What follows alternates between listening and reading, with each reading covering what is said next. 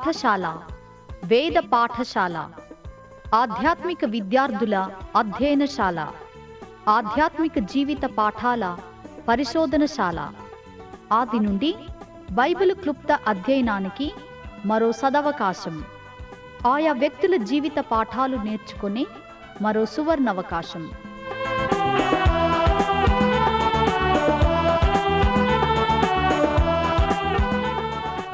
వినండి వేద పాఠశాల నూతన వర్తమానాలు.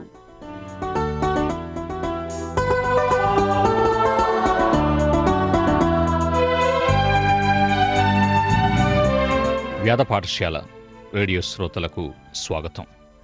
ఆదికాండము నుండి ప్రారంభమైన ఈ అధ్యయనంలో పౌలు పత్రికల వరకు మనం వచ్చి ఉన్నాం. ఒకే సందర్భం, సారాంశం కలిగి ఉన్న కారణంగా తిమోతి, తీతు పత్రికలను గత ప్రసారాల్లో ధ్యానించుకున్నాం.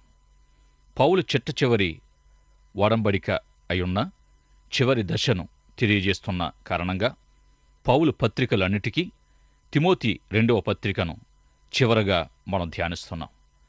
పౌలు ఎదుర్కొన్న భయంకర సమస్యలు, పరిస్థితుల సందర్భాన్ని పౌలు చివరి మాటలయున్న తిమోతి 2వ పత్రికలో ధ్యానించబోతున్నాం. సంఘ కాపరి అనే ఉన్నతమైన పిలుపుకు పౌలు తిమోతికి తర్ఫీదునిస్తూ తన బోధకుడైన పౌలు ద్వారా తాను పొందిన శిక్షణ, తర్ఫీదు అంతటిపై పునర్విమర్శగా తిమోతి తన 2వ పత్రికను అందుకున్నాడు. 2వ పత్రిక 2వ అధ్యాయం 23వ వచనము నుండి 26వ వచనం వరకు ఈ విషయాలు ప్రస్తావించబడ్డాయి. నేర్పులేని మూఢుల వితర్కములు జగడములు పుట్టించునని ఎరిగి అట్టి వాటిని విసర్జింపుము. సత్య విషయమైన అనుభవ జ్ఞానము వారికి కలుగుటకై దేవుడొకవేళ ఎదురాడు వారికి మారు మనస్సు దయచేయను. అందువలన సాతాను తన ఇష్టము చొప్పున చెరపట్టిన వీరు వాని ఉరిలో నుండి తప్పించుకొని మేలు కొనిదరేమో అని ప్రభు యొక్క దాసుడు అటివారిని సాత్వికముతో శిక్షించుచు జగడమాడక అందరి ఎడల సాధువుగాను బోధింప సమర్థుడుగాను కీడును సహించువాడుగాను ఉండవలెను. పౌలు తిమోతికి తన ఈ చివరి మాటలు తెలియజేస్తూ సంఘ కాపరిగా ఆయా సమస్యల్లో ఉన్నవారికి ఏ విధంగా సహాయము చేయాలో తెలియజేస్తూ వచ్చాడు. ఇదే పరిచర్యను ఈనాడు మనము సలహాలు ఇచ్చుట లేక కౌన్సిలింగ్ పరిచర్య అని అంటూ ఉన్నాం. పౌలు తిమోతిల కాలంలో ఈ పరిచర్య సంఘ కాపరి పరిచర్యలో ఒకటిగా ఉండేది. ప్రజలు తమ మట్టుకు తాము తమ సమస్యల్లో నుండి ఎలా బయటపడాలో అనేది పౌలు తిమోతిలే తమ విశ్వాసులకు తెలియజేస్తూ వచ్చారు.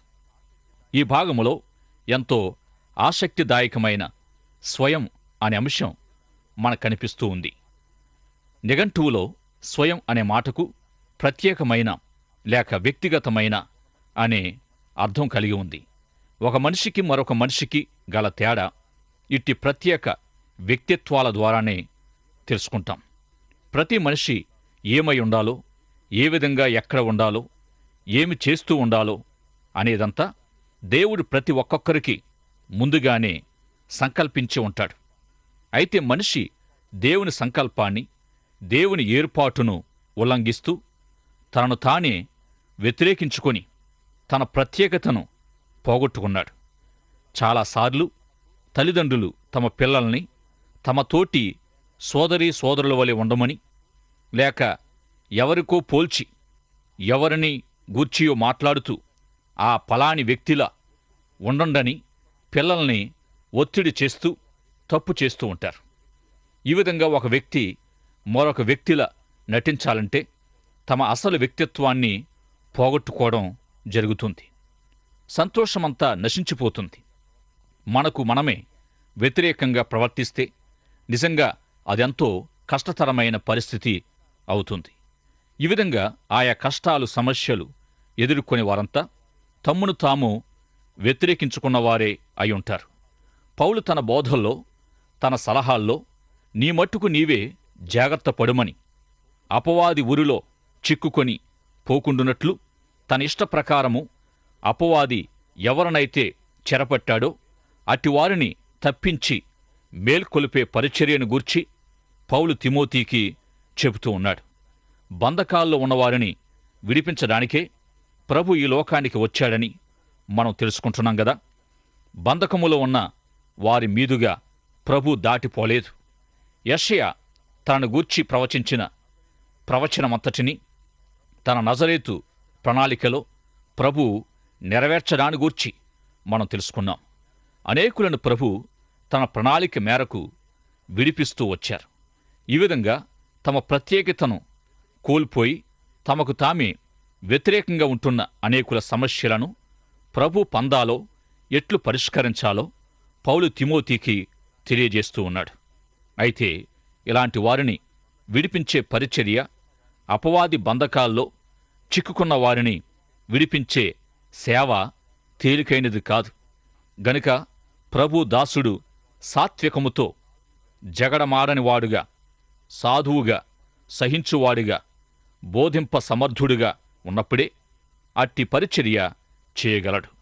దేవుని ఆత్మ వారి జీవితాల్లో కార్యం చేసేటట్టుగా దేవుని దాసుడు దేవుని వాక్యాన్ని వారి ముందుంచాలి.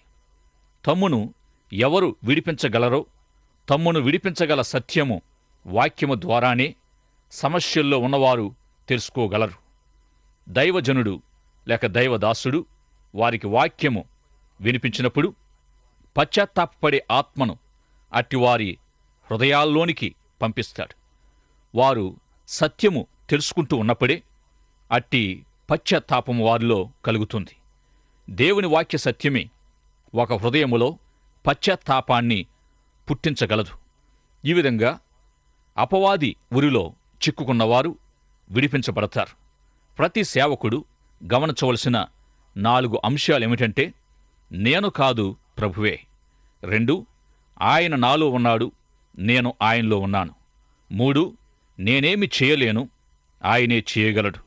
4, నేను చేసేది కాదు గాని నాలో ఉన్న ఆయన ఏమి చేయగోరుతున్నాడో అదే ముఖ్యం. ఈ విధంగా అద్భుతం సంభవించాక నేను కాదు, ప్రభువే చేశాడు అనగలగాలి. ఈ విధంగా అపవాది ఉరిలో చిక్కుకున్న వారిని విడిపించే పరిచర్య చేయగోరేవారు, ఈ పరిచర్య పొందినవారు తమంతట తాము ఏమీ చేయలేమనే మోషేకు కలిగినట్టి అవగాహనకు రావాలి. మోషే చేసినట్టి తీర్మానం మొదటిగా వారు చేయగలగాలి. మోషేకు దేవుడు పొదలో కనిపించినప్పుడు దేవుడే తన ద్వారా ఆయన ప్రజలను విడుదల చేయనున్నాడని, తనకు తానుగా మోషే ఏమీ చేయనవసరం లేదని దేవుడు మోషేతో చెప్పాడు. ఈ సత్యాన్ని ఎవరూ మోషేతో చెప్పలేదు, దేవుడే చెప్పాడు. తిమోతికి కూడా అతనిలో ఉన్న పరిశుద్ధాత్మ ఇట్టి కార్యాలను చేస్తాడని పౌలు తెలియజేశాడు. దైవ సేవకుడు పరిశుద్ధాత్మ దేవునికొక సాధనంగా, ఒక కార్యకర్తగా ఉండగలిగితే చాలు. ఎవరికైతే విడుదల అవసరమో అట్టివారి జీవితాల్లోనికి దేవుని శక్తిని బలవత్తరంగా తీసుకొని రావడంలో దేవుని సేవకులు వాడబడతారు. రోమా చెరసాలలో భయంకర పరిస్థితుల్లో రేపో మాపో లేక కొద్ది గంటలకే చావబోతూ గబగబా ఈ పత్రిక వ్రాసి తిమోతికి పంపించిన పౌలు యొక్క భారభరితమైన హృదయం ఈ పత్రికలో ఎంతో స్పష్టంగా కనిపిస్తూ ఉంది. 2వ తిమోతి పత్రిక 3వ అధ్యాయం 10వ వచనం నుండి 4వ అధ్యాయం 5వ వచనం వరకు కొనసాగిన విషయాల్లో పౌలు అనేకసార్లు నీకు తెలుసు అనే మాటలు తరచుగా ఉదహరించాడు. ఈ భాగములో తిమోతి యొక్క విశ్వాస జీవితం, దేవుని వాక్యముతో అతనికి గల సంబంధం తెలియచేయబడ్డాయి. పౌలుతోటి తన సంబంధం ద్వారా విద్యాపరంగా తానేమి నేర్చుకున్నాడో ఆ విషయాలు ఇక్కడ తెలియచేయబడుతూ ఉన్నాయి. తిమోతి పౌలు ద్వారా ఎంతగా నేర్చుకున్నాడో అనేది 2వ తిమోతి పత్రిక 2వ అధ్యాయం 2వ వచనం నుండి మనం తెలుసుకోవచ్చు. నీవు నా వలన నేర్చుకొనిన సంగతులు అనేకులకు బోధించడానికి నమ్మకమైన సామర్థ్యం గలవారిని తిరిగి ఏర్పాటు చేయమని పౌలు చెప్పాడు. నమ్మకమైనట్టి సామర్థ్యం గలవారికి అప్పగించినప్పుడు వాక్య బోధ ఎందరికో అందుతుంది. ఈ విధంగా విశ్వాసులైన యవనస్తులకు దైవ విద్య అందించబడడం ద్వారా వాక్య పరిచర్య జరుగుతుంది. తిమోతి పొందిన వాక్య బోధ, లేఖన పరిజ్ఞానం పౌలు నుండి ఎక్కువ భాగం అతనికి అందించబడింది. ఈ విధంగా పౌలు నీవు నేర్చుకున్న వాటి నిమిత్తం ఏమి చేయబోతూ ఉన్నావనే తిమోతిని ప్రశ్నించాడు పౌలు తన చివరి సమయములో పౌలు తిమోతితో నేనెట్టి వాడనో నీకు తెలుసు, నేను విశ్వసించిందేమిటో, నా జీవితం ఎట్టిదో నీకు బాగా తెలుసు. క్రీస్తు యందలి నా విశ్వాసము, దాని కొరకైన నా శ్రమ నీకు తెలుసు. నా ప్రేమ, నా సహనం నీకు తెలుసు. సువార్త ప్రకటనకు ఫలితంగా నాకు సంభవించినవి కూడా నీకు తెలుసు. అంతియోకయ, ఈకొనయ, లుస్త్ర మొదలైన చోట్ల నాకు సంభవించినవన్నీ నీకు తెలుసు. అయితే ప్రభు నన్ను తప్పించినది నీకు తెలుసు. ఈ విధంగా క్రీస్తు యేసునందు సద్భక్తితో బ్రతుకువారు హింస పొందుదురు. దుర్జనులు, వంచకులు ఇతరులను మోసం చేస్తూ తాము మోసపోతూ అంతకంతకు చెడిపోదురని పౌలు చెబుతూ వచ్చాడు. అయితే నీకు బోధింపబడిన విషయాలను నీవు విశ్వసిస్తూ ఉండు. క్రీస్తు యేసునందు ఉంచవలసిన విశ్వాసము ద్వారా రక్షణార్థమైన జ్ఞానము నీకు కలిగించుటకు శక్తిగల పరిశుద్ధ లేఖనములను నీవెరుగుదువు. గనుక నీవు నేర్చుకొని రూఢి అని తెలుసుకున్నవి ఎవరి వలన నేర్చుకొంటివో ఆ సంగతి తెలుసుకొని వాటి యందు నిలుకుడుగా ఉండుము.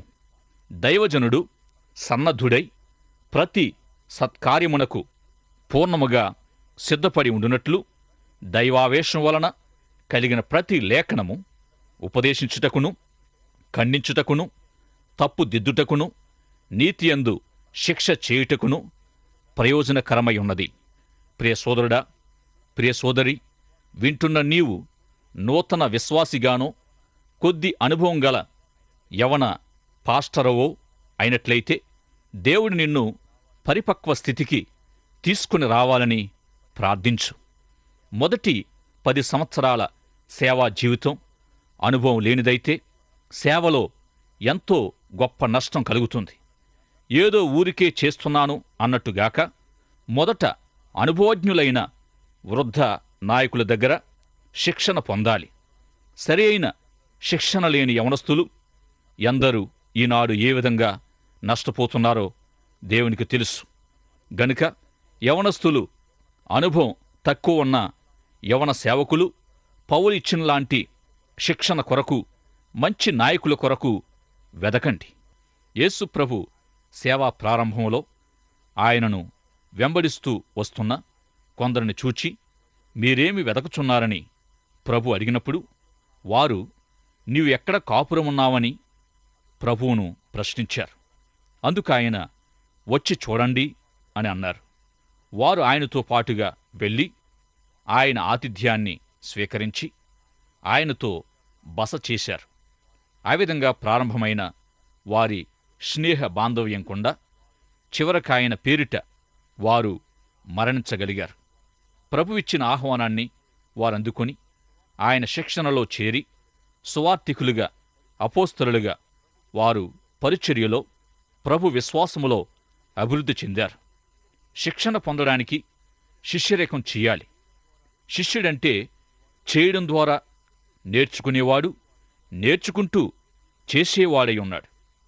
ఈ శిష్యరేఖానికి సమర్థవంతమైన పద్ధతి వచ్చి చూడడమయ్యుంది. పౌలు తిమోతికిచ్చిన శిక్షణ ప్రభు తన శిష్యులకిచ్చిన శిక్షణ వంటిది. తిమోతికి వ్రాసిన 2వ పత్రికలో పౌలు ఇంచుమించు 13 సార్లు తన శ్రమ, తన సేవ, తన ఓర్పు, తన విశ్వాసం మొదలైనవన్నీ నీకు తెలుసు, నీకు తెలుసు అంటూ వ్రాశాడు. పౌలును లుస్త్రలో వారు చావగొట్టినప్పుడు తిమోతి అక్కడ ఉండవచ్చు. పౌలు శ్రమల్లోనే తిమోతికి పరిచయమయ్యాడు. లుస్త్రలో తనకెదురైన శ్రమను పౌలు తిమోతితో చెప్పాడు. నా ప్రేమ నీకు తెలుసు అన్నాడు పౌలు. తిమోతికి పౌలు ప్రేమ ఎలా తెలుసు? పౌలు తన ప్రేమను తిమోతితో పంచుకున్నాడు. నా సహనము నీకు తెలుసు అంటూ ఉన్నాడు. అసలు వాస్తవముగా పౌలు సహనశీలుడు కాడు. అతడెంతో ఉద్రేక స్వభావము గలవాడై ఉంటూ ప్రజల వెంట పరుగెత్తాడు. మొదటి మిషనరీ యాత్రలో శ్రమ సంభవించడములో మార్కు అనబడిన యోహాను ఇంటికి తరలిపోయాడని రెండవ యాత్రకు రానివ్వలేదు. అయితే తిమోతికి వ్రాసిన చివరి మాటల్లో మార్కును వెంటబెట్టుకుని రమ్ము, అతడు ఎంతో ప్రయోజనకరమైనవాడు, అతడు నాకవసరమని పౌలు వ్రాశాడు. అయితే బర్నబా మార్కును చేరదీయకపోతే మార్కు ప్రయోజకుడు కాగలిగేవాడు కాదు. ఈ విధంగా పౌలు ఒక విధంగా సహనవంతుడు కాకపోయినా ఏదో విధంగా సహనపరుడే. ఈ సహనము సహజసిద్ధమైన పౌలు స్వభావములో ఒక భాగం కాదుగాని ఆత్మఫలంగా ప్రాప్తించినదై ఉంది. తిమోతికి తెలియచేయబడిన విషయాలన్నీ, బోధింపబడిన విషయాలన్నీ విశ్వాస నీవైనవే అని తెలియజేశాడు. నీవు తెలుసుకున్న వాటిని గూర్చి నీవేమి చేయబోతున్నావని ప్రశ్నిస్తూ వచ్చాడు.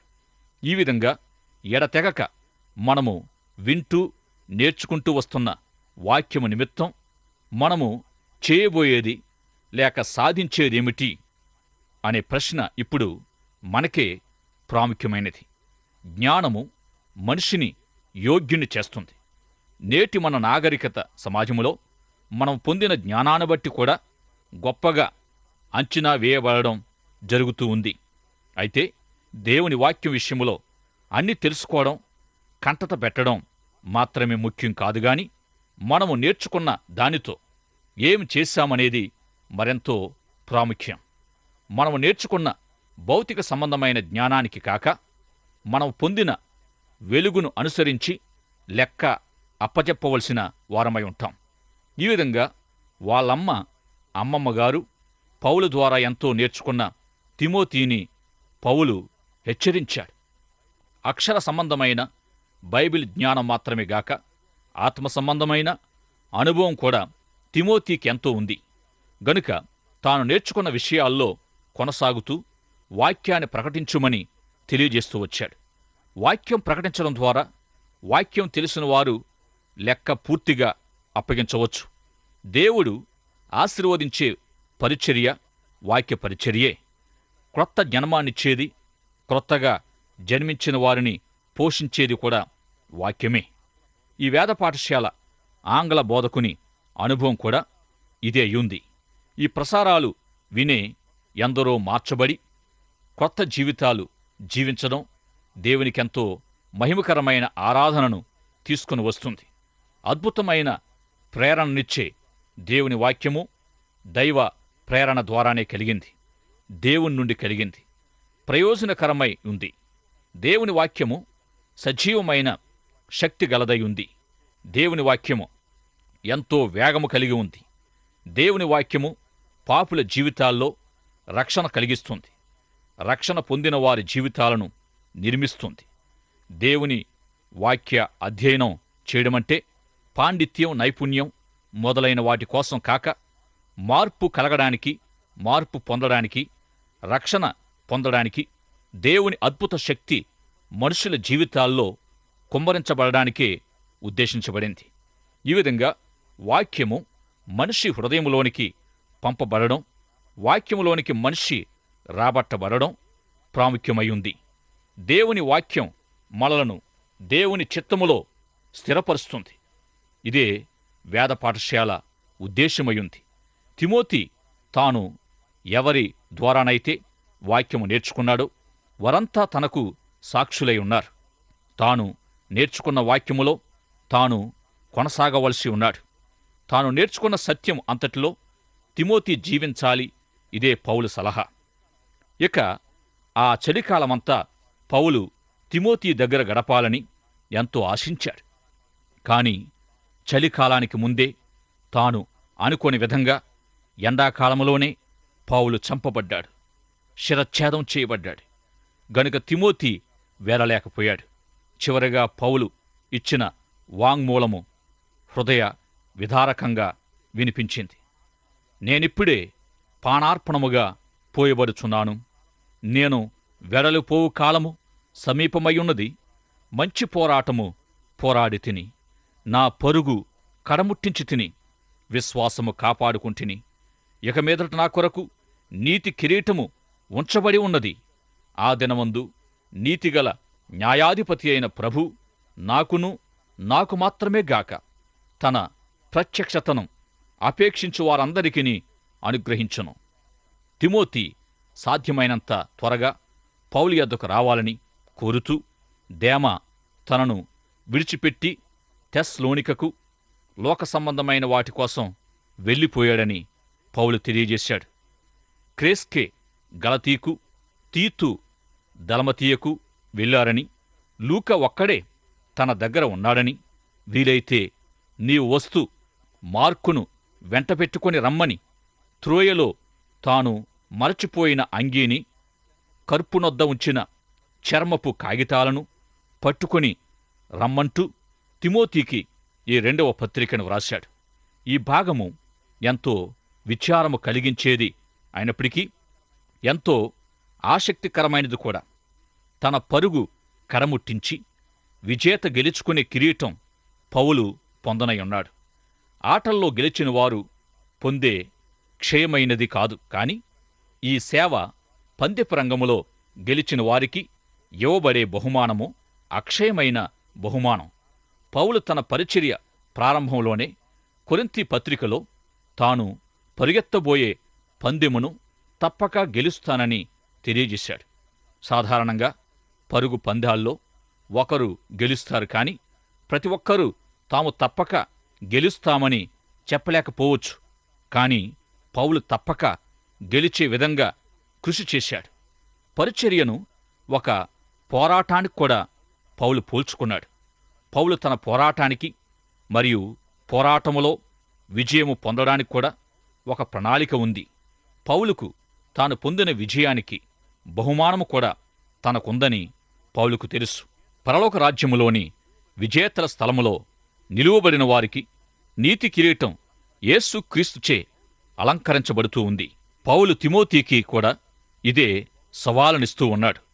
బహుమానం పొందగల పరుగెత్తాలని, బహుమానము పొందగలిగేటట్టు పోరాడాలని పౌలు తెలియజేశాడు. మన ఆంగ్ల బోధకుని యొక్క సంఘ కాపరి గుండె జబ్బుతో మరణిస్తూ ఉన్నప్పుడు తన పని సమస్తము నెరవేర్చిన పౌలు వంటి అనుభవంతో తండ్రికి తన ఆత్మను అప్పగించుకున్నాడు. ఈ వేద పాఠశాల ఆంగ్ల బోధకుడు కూడా ఇదే అనుభవంలో కొనసాగుతూ ఉన్నాడు. పౌలు తిమోతికిచ్చిన సవాలు కూడా ఇదే. నా పరుగు కడముట్టించి తిని, మంచి పోరాటము పోరాడి తిని, ఇక మీదట నా కొరకు నీతి కిరీటం ఉంచబడి ఉన్నది అని చెప్పగలిగిన అనుభవం గుండా మీరు కూడా వెళ్ళాలని మా ప్రార్థన, మా ఆకాంక్ష. దేవుని వాక్యం విషయం అన్నీ తెలుసుకోవడం, వాక్య భాగాలు కంటత పెట్టడం ముఖ్యం కాదుగాని, మనము నేర్చుకున్న దానితో ఎలా జీవిస్తున్నాము, ఏమి చేస్తున్నామనేది చాలా ప్రాముఖ్యం. దేవుని వాక్యానికి లోబడి మన ప్రాచీన మనస్తత్వాన్ని విడిచి యేసుక్రీస్తు ద్వారా నూతన పరచబడి నూతన జీవితాలు జీవించాలని దేవుడు కోరుతూ ఉన్నాడు. అటు జీవితాలు దేవునికెంతో మహిమకరమైన ఆరాధనను తీసుకుని వస్తుందని దేవుని యొక్క వాక్యం చెబుతూ ఉంది. తల వంచండి, ప్రార్థన చేసుకుందాం. ప్రేమగలిగిన మా తండ్రి, ఇంతవరకు తిమోతికి పౌలు వ్రాసిన 2వ పత్రికలోనున్న వాక్య సత్యాల ద్వారా మాతో మాట్లాడినందుకు వందనాలు చెల్లిస్తున్నాం. అపోస్తులుడైన పౌలు వలె మా ఆత్మీయ పోరాటాన్ని, మా ఆత్మీయ పరుగును, మా ఆత్మీయ విశ్వాస జీవితాన్ని పౌలు వలె నమ్మకంగా తుదముట్టించడానికి, కడముట్టించడానికి సహాయము చేయమని, విశ్వాస వీరుల అనుభవాల గుండా మా శ్రోతలను, విశేషముగా విశ్వాసులను, సేవకులను నడిపించుమని, ఈ పౌలు రాసిన పత్రికల ధ్యానాలు మా శ్రోతల కుటుంబాలకు వారి యొక్క సేవా జీవితములో కూడా మిక్కిలి దీవెనకరంగా చేసినందుకు మీకు స్తోత్రాలు స్తుతులు చెల్లిస్తూ యేసు నామములో ప్రార్థిస్తున్నాం పరమ తండ్రి. ఆమేన్.